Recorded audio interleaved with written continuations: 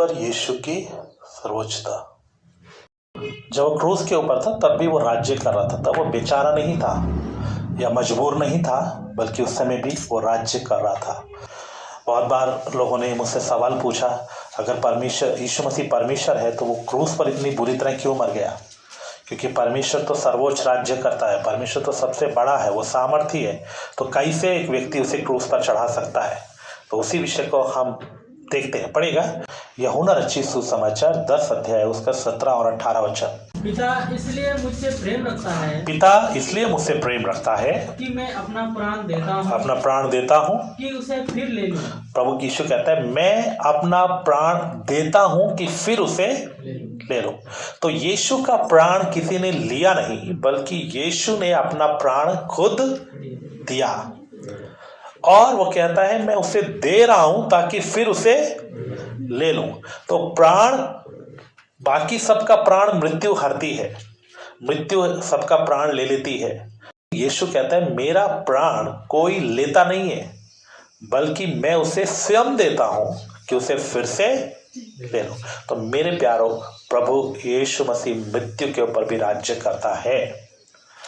उसका प्राण उससे किसी ने लिया नहीं, क्रूस के ऊपर उसने अपना प्राण स्वयं अपने आप दे दिया। तो मेरे प्यारो, वो हर एक जीवन में, हर एक बातों में वो राज्य करता है। वह मनुष्य में रहते हुए, प्रभु यीशु मसीह जब मनुष्य रूप में रह रहा था तो वो अपना जीवन जी कर गया मनुष्यों के बीच में। 33 साल का जब हो गया तो कानून में राजा बन सकता था, लेकिन उसने राजा बनने की बजाय मृत्यु को चुना। क्यों? क्योंकि वो इसी काम के लिए आया था। और ये बात अचानक नहीं हुई है कि लोग उसके खिलाफ हो गए, लोगों ने उसे पकड़ लिया और मार डाला, बल्कि अनादि काल से ये योजना बनी थी कि यीशु आएगा, आकर अपना प्राण देगा, और कैसे देगा वो भी सब कुछ पहले से नियुक्त किया गया था, बताया गया था, और जैसा बताया गया था वैसा ही हुआ।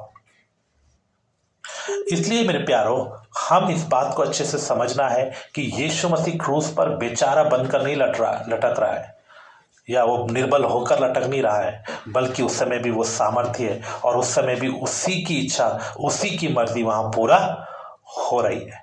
मेरे प्यारो, लोगों ने उसे बहुत बार जबरदस्ती राजा बनाने के लिए प्रयास किया। बहुत बार लोगों ने चाहा कि वो राजा बन जाए, लेकिन प्रभु यीशु मसीह ने वो नहीं माना। क्यों नहीं माना? क्योंकि वो राजा बनने के लिए नहीं आया था। वो तो सर्वोच्च राजा पहले ही है, उसको मनुष्य क्या राजा बनाएंगे? वो किसी धरती का या किसी एक राज्य का राजा बनने के लिए नहीं आया। वो पहले से कौन है ना? वो तो राजाओं का राजा है, तो उसे ये सब की आवश्यकता नहीं है। लेकिन लोगों ने जब उसे प्रयास किया कि राजा बनाए, तो भी उसने उन सबको ऑफर्स को ठुकरा दिया, क्योंकि वो राजा बनने नहीं, वरना प्राण देने के लिए आया था। पढ़ेगा यूहन्ना रचित सुसमाचार 6 अध्याय उसका 15 वचन। यीशु यह जानकर कि वे मुझे राजा बनाने के लिए पकड़ना चाहते हैं, फिर पहाड़ पर अकेला चला गया। वचन कहता है कि लोग जब उसने जान लिया कि ये लोग मुझे पकड़कर राजा बनाना चाहते, तो चुपचाप कहाँ चला गया? पहाड़ पर चला गया, ताकि ये लोग मुझे पकड़कर राजा ना बना पाए। और मेरे प्यारो, जब वो राजा नहीं बना, उन्हीं लोगों ने उसे पकड़कर क्या किया? क्रूस के ऊपर चढ़ा दिया। चेले लोग कभी नहीं सोचते थे कि यीशु मरेगा, क्योंकि उन्होंने जो भविष्यवाणियां पढ़ी थी उसके अनुसार मसीहा जो आएगा वो अनंत काल तक राज्य करेगा, उसका राज्य अनंत काल तक स्थिर रहेगा। क्योंकि भविष्यवाणियां हैं, परमेश्वर ने दाऊद को बोला था, मैं तेरी राजगद्दी को, तेरे वंश के लिए मैं अनादि काल तक, अनंत काल तक स्थिर करूंगा। और भी भविष्यवाणियां थी जिसके अनुसार ये पता चलता है कि भविष्यवाणियों के अनुसार कि यीशु मसीह मरेगा नहीं, या ये कहें कि वो अनंत काल तक राज्य करेगा, उसका राज्य का अंत कभी नहीं होगा। यही बात इजराइलियों को मसीहा के बारे में मालूम थी। इसीलिए जब यीशु मसीह ने बोला कि मुझे ऊंचे पर चढ़ाया जाएगा और मुझे मार डालेंगे, तब पतरस उसे अलग ले जाके झड़कने लगा। क्यों झड़क रहा था? क्योंकि उसको मालूम है मसीहा तो अनंत काल तक राज्य करेगा, और वो पूरा विश्वास करते थे कि यीशु मसीह ही वो मसीहा है। और इसीलिए उनके मन में था, ये मसीहा आज ऐसे घूम रहा है, इधर उधर घूम रहा है, लेकिन एक दिन ये क्या बन जाएगा? राजा बन जाएगा। और राजा बनकर ये क्या करेगा? राज्य करेगा और तब हम उसके दाहिने बाएं बैठेंगे, मैं मंत्री बनूंगा, वो बोलता है मैं बड़ा मंत्री बनूंगा, और उनके मन में यही सोच थी। मेरे प्यारो, लोग यही सोचते थे कि यीशु मसीह राजा बनकर राज्य करेगा। पढ़ेगा मैथ्यू चैप्टर 16 वर्स 22। इस पर पतरस उसे अलग ले जाकर झिड़कने लगा, हे प्रभु परमेश्वर न करे तेरे साथ ऐसा कभी न होगा। हाँ, हे प्रभु परमेश्वर ऐसा तेरे साथ कभी ना हो, क्योंकि उसको मालूम है ये मसीहा है, मसीहा चला जाएगा तो उम्मीद खत्म हो जाएगी। हम तो मसीहा मानकर बैठे हैं, तो ये जाना नहीं चाहिए, ये मरना नहीं चाहिए। उसी प्रेम से, उसी बात से वो क्या करने के लिए आ गया, उसको यीशु मसीह को झिड़कने लगा। मसीहा कैसे मर सकता है, आप ऐसी बातें मत करो। एक और वचन पढ़ेगा, the Gospel of John chapter 12 verse 34। उन्होंने उससे कहा, हमने व्यवस्था की यह बात सुनी है कि मसीह सर्वदा रहेगा। हाँ, हमने तो व्यवस्था की ये बात सुनी है कि मसीह सर्वदा की व्यवस्था में लिखा है मसीह सर्वदा रहेगा। फिर तू क्यों कहता है, फिर तू क्यों कहता है कि मनुष्य के पुत्र को ऊंचे पर चढ़ाया जाना अवश्य है। मसीह के पुत्र को ऊंचे पर चढ़ाया जाना या उसका मारा जाना अवश्य है। मसीहा हमेशा जीवित रहेगा, मसीहा हमेशा राज्य करेगा, यही व्यवस्था में लिखा है, यही भविष्यवाणियां थी। इसीलिए वो लोग कभी विश्वास ही नहीं कर पाए कि यीशु मरेगा। यीशु अपने मृत्यु से पहले 3 बार भविष्यवाणी किया कि मुझे मारा जाएगा, मुझे गाड़ा जाएगा, 3 दिन तक मैं कब्र में रहूंगा और फिर तीसरे दिन मुर्दों में से जी उठूंगा। और ऐसी बातें उसने बहुत बताई।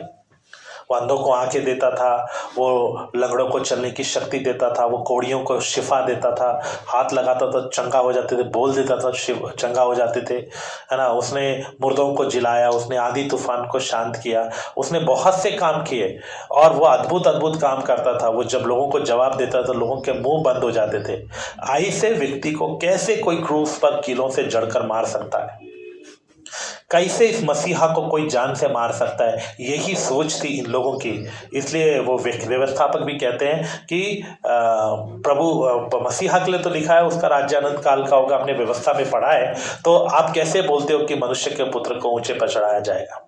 तो मेरे प्यारो, लोग नहीं सोचते थे मसीहा मरेगा, चेले भी नहीं सोचते थे मसीहा मरेगा, लेकिन मसीहा इसीलिए आया क्योंकि 2 राज्य हैं, आत्मिक राज्य, भौतिक राज्य, और दोनों को क्या करना है, प्रभु को छुड़ाना था। आत्मिक राज्य के लिए उसका मरना जरूरी था और आत्मिक राज्य स्थापित होने के बाद भौतिक राज्य के लिए उसे मसीहा बनकर, राजा बनकर काम भी करना है। मेरे प्यारों, वो करेगा, लेकिन उससे पहले उसे आत्मिक राज्य स्थापित करना था, इसीलिए उसका मरना बहुत जरूरी था। इसलिए यीशु कहता है, मेरा प्राण कोई मुझसे लेता नहीं, वरन मैं स्वयं देता हूं कि उसे फिर से ले लो। तो मेरे प्यारों, हमें समझना है, यीशु के बारे में, मृत्यु के बारे में भी बहुत सी भविष्यवाणियां थी, लेकिन लोगों ने उन बातों को समझा नहीं। लेकिन बाद में जब यीशु मर गया, उन्होंने उसे उतार कर अपने हाथों से कब्र में गाड़ दिया, यूसुफ ने, अरमतिया का यूसुफ और निकोदेमुस ने। और जब उन्होंने उसको कब्र में रख दिया तो उनकी सारी उम्मीदें खत्म हो गई, तब उनका सारा विश्वास खत्म हो गया। वो डरे हुए, बंद कमरा करके बैठे हुए, वो सोच रहे हैं इसको तो मार दिया, अब हमें भी मारा जाएगा, अब हमें भी नाश किया जाएगा, अब हमें भी बर्बाद किया जाएगा, अब हमारा उम्मीद क्या है, हमारी आशा क्या है, सब खत्म हो गया। और वचन में लिखा है वो बंद कमरा करके, उनको इतनी भी हिम्मत नहीं थी कि वो यरूशलेम से निकलकर गलील में अपने अपने घर चले जाएं। उनको लगता था हम कमरे से बाहर निकलेंगे और हमें पकड़कर जान से मार देंगे, इतना डर गए थे। और मेरे प्यारों, उस हालत में वो 3 दिन तक बैठे रहे, कमरे के भीतर सहमे हुए, आशाहीन होकर बैठे। मेरे प्यारों, यूसुफ जो कब्र में उसे कपड़े में जब लपेट रहा था, सुगंध द्रव्य जब लाश के ऊपर लगा रहा था, जब बड़ा पत्थर, भारी पत्थर था, वो जब कब्र के ऊपर रखा, मोहर भी लगा दी गई, तो जो दूर खड़ी हुई स्त्रियां थी, जो दूर खड़े हुए चेले थे, वो देखकर सोच रहे होंगे बस सब खत्म हो गया, हमारी जिंदगी यही खत्म हो गई, हमारी उम्मीद यही खत्म हो गई, सब कुछ यहाँ खत्म हो गया। और घर के अंदर बंद करके बैठे, उनको हिम्मत नहीं है। लेकिन कुछ स्त्रियां हैं जिनको थोड़ी हिम्मत आई, और वो भी ये सोचकर नहीं गई थी कि यीशु मसीह जिंदा हो गया या जिंदा हो जाएगा, वो इसलिए गई कि हमारा प्रभु की लाश थोड़ा सड़े नहीं। उस पर मुर लगाया गया था, मसाला लगाया गया था, तो भी थोड़ा और सुगंध द्रव्य लगाएंगे ताकि बदबू ना फैले। अपने प्रभु से प्यार करने के कारण उसकी लाश पर जाके थोड़ा दिन रोएंगे, क्योंकि उस दिन औरतों को प्रभु ने, यूसुफ ने और लोगों ने रोने नहीं दिया। उनको बोला चलो चलो अभी चलो, क्योंकि सबत का दिन शुरू होने वाला है, शाम को 6 बजे अगला दिन शुरू हो जाता है, इसलिए उनको बोलता है चलो घर चलते हैं। लेकिन रविवार तड़के सुबह जब सबत खत्म हो गया तो सुबह सुबह कुछ स्त्रियां, लगभग 4 या 5 स्त्रियां थी, वो लोग मसाला लेकर और सुगंध द्रव्य लेकर गई कि हम यीशु की लाश पर और लगाएंगे ताकि बदबू ना आए, यीशु का शरीर जल्दी ना सड़े, या सड़े तो फिर बदबू फैले नहीं। पहले ज़माने में ऐसा करते थे। और वो स्त्रियां सोचती भी जा रही थी कौन हमारे लिए पत्थर को लुढ़काएगा, उस पत्थर को हमारे लिए कौन हटाएगा। एक असंभव घटना घटी, और वो घटना ये थी कि जब ये स्त्रियां वहां पहुंची तो पत्थर हटा हुआ था। जब इन्होंने अंदर झांक कर देखा तो एक स्वर्गदूत उसके दाहिने और एक स्वर्गदूत उसके पतियाने बैठा हुआ था। तब वो स्वर्गदूत बाहर निकल आए और पत्थर पर लुढ़का कर उसके ऊपर बैठ गया और बोला, तुम जिंदों को मुर्दों में क्यों ढूंढती हो? क्या उसने तुम्हें पहले नहीं बताया था कि वो जी उठा है? तुम जिंदों को मुर्दों में क्यों ढूंढती हो? वो यहाँ नहीं है, वो जी उठा है। जाओ उसके भाइयों को बता दो, जाओ नव प्रेरितों को बता दो कि वह तुमसे पहले गलील को जाएगा। और वो स्त्रियां चल पड़ी, लौटकर खुशी खुशी आनंद के साथ जा रही है, वापस यरूशलेम में जा रही है। यरूशलेम थोड़ा दूर था, यरूशलेम जा रही है, और यरूशलेम में जब वो जा रही है तो खुशी खुशी आनंद के साथ जा रही है। लेकिन मरियम मगदलीनी, उसे विश्वास नहीं हुआ कि यीशु जी उठा है। वो वहीं रुक गई, मैं ढूंढूंगी, यही लाश होगी, कहीं उठा कर ले जाऊंगे, मैं ढूंढती हूँ। और वो लाश को ढूंढती ढूंढती इधर उधर घूम रही है। जब लाश को ढूंढते ढूंढते घूम रही है तब उस समय में यीशु उसके पीछे आके खड़ा हो गया। यीशु से बोला, हे मरियम। वह इतना आंसुओं में डूबी हुई थी, इतना दुखी थी, उसने मुड़कर देखा तो उसे लगा माली होगा, क्योंकि वो वाटिका के बीच में कब्र थी, बाग के बीच में कब्र बनाई गई थी। तो उसने सोचा माली होगा, काम करने के लिए आया। बोलते, हे माली, क्या तूने मेरे प्रभु की लाश को देखा है? अगर तू उसे उठा कर ले गया तो मुझे बता तूने कहाँ रखा है, मैं उसे देखना चाहती हूँ। तब यीशु ने उसको प्रेम के साथ बुलाया, उस नाम से, वो जिस नाम से उसे बुलाता था। तब वो एकदम से पहचान के उसके पाँव को छूने लगी। तब उसने बोला, मुझे मत छू, मुझे अभी पिता के पास जाना है, सेवा को पूरा करना है। और तब वो भी आनंद के साथ चल पड़ी और जाकर करने के लिए चलने लगी। बाद में यीशु मसीह रास्ते में उन स्त्रियों को भी मिला, उनको भी मिलकर तब उन लोगों ने, उन स्त्रियों ने उसके पाँव को छुआ और उसे दंडवत किया, और फिर वो जाकर चेलों को बताया। और जब चेलों ने सुना तब उनको विश्वास नहीं हुआ। तब पतरस दौड़ने लगा, मैं जाके देखता हूँ। पीछे पीछे यूहन्ना भी दौड़ा, क्योंकि यूहन्ना थोड़ा जवान था तो वो आगे निकल गया। आगे निकल कर कब्र पर पहले पहुंचा, झांक कर देखा तो उसे कुछ दिखाई नहीं दिया, खाली है। तब पतरस थोड़ा दिलेर था, बड़ा था, वो गया, अंदर घुस गया कब्र के, जाके देखा तो वहां कोई भी नहीं है। कपड़ा लिपटा हुआ पड़ा है, एक तरफ इकट्ठा किया हुआ पड़ा है। और मेरे प्यारों, ये अद्भुत घटना हुई।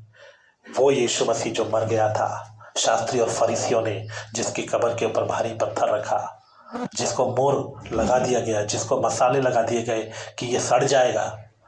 लेकिन आज सुबह हम पढ़ रहे थे भजन संहिता 16:10 में कि वो उसको सड़ने नहीं देगा। और मेरे प्यारों, प्रभु यीशु मसीह मुर्दों में से जी उठा, और यीशु मसीह जी उठकर मौत को हरा दिया। यीशु मसीह ने मृत्यु के बंधनों को तोड़ दिया। यीशु मसीह आज जीवित है, और मेरे प्यारों, वो जीवित रहकर सब कार्य करता है। आज भी वो जीवित है, इसलिए उस कब्र के ऊपर आज भी लिखा हुआ, अगर आप कब्र में जाएंगे वहाँ यरूशलेम में, तो जब आप अंदर जाते हैं तो वहाँ वापस लौटेंगे तो ऊपर लिखा हुआ है, वो यहाँ नहीं है, वो जी उठा है। मेरे प्यारों, आज भी एक कब्र खाली है। दुनिया की कब्रें खोलेंगे तो उसमें हड्डियाँ मिलेंगी, उसमें गला हुआ मांस मिलेगा, उसमें अवशेष मिलेंगे, कुछ में तो हड्डियाँ भी खत्म हो जाती हैं। लेकिन मेरे प्यारों, यीशु की कब्र वो कब्र है जो आज भी खाली है, और लाखों लोग हर वर्ष उधर जाते हैं, उस कब्र को देखते हैं। क्यों? क्योंकि यीशु मसीह सर्वोच्च राज्य करता है, मौत भी उसे पकड़ नहीं सकती। Luke chapter 24 verse 13 to 32।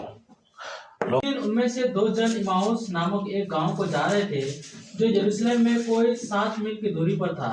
वे इन सब बातों पर जो हुई थी आपस में बातचीत करते जा रहे थे, और जब वे आपस में बातचीत और पूछताछ कर रहे थे तो यीशु आप पास आकर उनके साथ हो लिया, परंतु उनकी आंखें ऐसी बंद कर दी गई थी कि उसे पहचान न सके। उसने उनसे पूछा, ये क्या बात है जो तुम चलते चलते आपस में करते हो? वे उदास से खड़े रह गए। यह सुनकर उनमें से क्लियोपास नामक एक व्यक्ति ने, क्या तू यरूशलेम में अकेला परदेसी है, जो नहीं जानता कि इन दिनों में उसमें क्या क्या हुआ है? उसने उनसे पूछा, कौन सी बातें? उन्होंने उससे कहा, यीशु नासरी के विषय में, जो परमेश्वर और सब लोगों के निकट काम और वचन में सामर्थी हो सकता था। और प्रधान याजकों और हमारे सरदारों ने उसे पकड़वा दिया कि उस पर मृत्यु की आज्ञा दी जाए और उसे क्रूस पर चढ़वाया। परंतु हमें आशा थी कि यदि इजराइल को छुटकारा देगा। इन सब बातों के सिवाय इस घटना को हुए तीसरा दिन है, और हम में से कई स्त्रियों ने भी हमें आश्चर्य में डाल दिया है, जो भोर को कब्र पर गई थी, और जब उसका शव न पाया तो ये कहती हुई आई कि हमने स्वर्गदूतों का दर्शन पाया, जिन्होंने कहा कि वह जीवित है। तब हमारे साथियों में से कई एक कब्र पर गए और जैसा स्त्रियों ने कहा था वैसा ही पाया, परंतु उसको न देखा। तब उसने उनसे कहा, हे निर्बुद्धियों और भयजताओं की सब बातों पर विश्वास करने में मंदमतियों, क्या अवश्य न था कि मसीह के दुख उठाकर अपनी महिमा में प्रवेश करे? तब उसने मूसा से और सब भयजताओं से आरंभ करके सारे भविष्यवाणी में से अपने विषय में लिखी बातों का अर्थ उन्हें समझा दिया।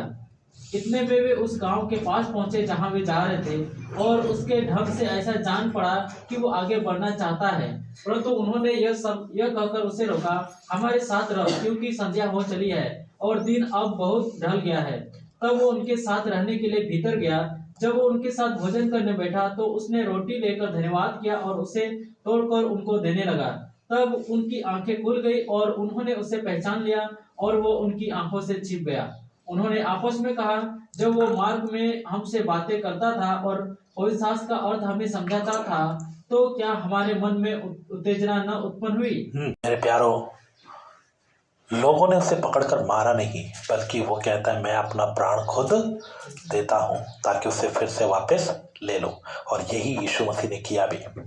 यीशु मसीह ने अपना प्राण दिया और फिर उसे वापस ले लिया, ताकि वो हमारा छुटकारा कर कर हमें एक और उम्मीद दे कि हम भी एक दिन उसके समान जी उठेंगे। और मेरे प्यारो, न केवल उसने पाप की शक्ति को तोड़ा, बल्कि उसने मृत्यु को भी हरा दिया। यीशु को मृत्यु को हराना कोई मुश्किल नहीं था, क्योंकि मृत्यु को बनाने वाला भी कौन है? वही है, उसी ने सब कुछ बनाया। मृत्यु को भी यीशु ने ही बनाया है, लेकिन हमारे पाप अपने ऊपर उठाने के कारण मृत्यु को उस पर हक मिल गया। लेकिन जब यीशु ने पूरी कीमत चुका दिया, पूरा कफारा दे दिया, तब मृत्यु भी ना केवल यीशु को छोड़ दिया, क्योंकि उसने कोई पाप नहीं किया था, बल्कि मृत्यु ने हम लोगों को भी छोड़ दिया, क्योंकि यीशु ने हमारे बदले में भी कीमत देकर संपूर्ण छुटकारा दे दिया। यीशु ने हमारे बदले में मौत को हरा दिया, मौत को हरा दिया कीमत देकर। इसलिए यीशु मृत्यु को बोलता है, जो लोग उद्धार पाए लोग हैं, जो लोग विश्वास किए लोग हैं, यीशु उनके लिए बोलता है, मृत्यु तेरा इनके ऊपर कोई हक नहीं। इसलिए पौलुस कहता है, आए मौत तेरा डंक कहाँ है? आए मौत तेरा डंक कहाँ है?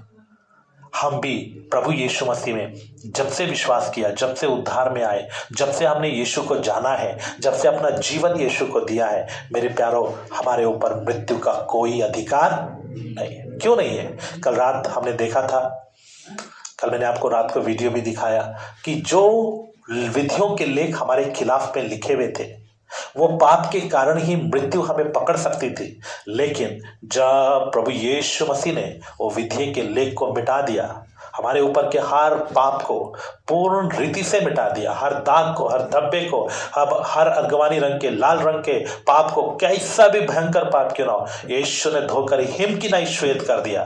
तो जब पाप खत्म हो गया तो मृत्यु भी नहीं, क्योंकि मृत्यु का डंक क्या है? पाप है।